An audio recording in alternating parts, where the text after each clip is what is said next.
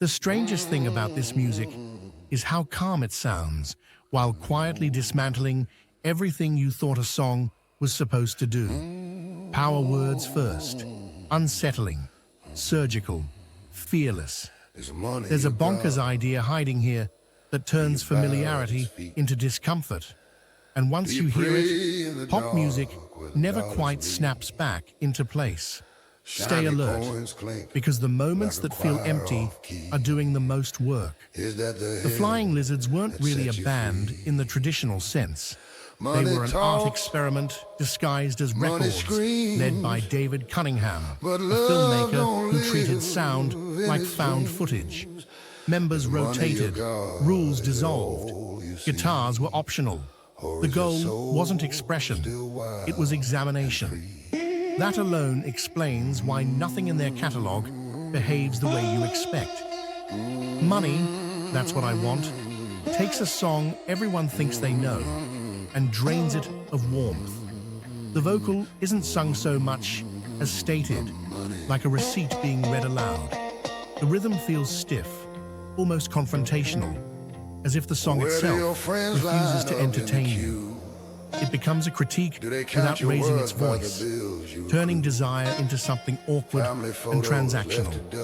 Silence shows up, like punctuation.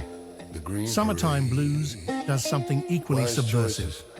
Where rebellion once swaggered, here it sounds bored, detached, observational. The familiar complaint loses its grin and becomes a document. By removing rock bravado, the song exposes frustration as routine rather than explosive. Nostalgia collapses into something colder, almost analytical. Then there's Move On Up, a song built on uplift that suddenly feels procedural. Repetition replaces joy. Momentum replaces emotion. Optimism turns into endurance. The track doesn't soar, it marches.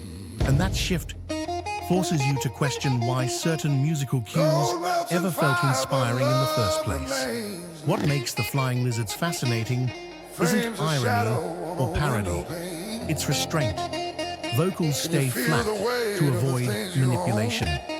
Arrangements feel functional instead of expressive. Early sampling and tape techniques are used not for flash, but for distance.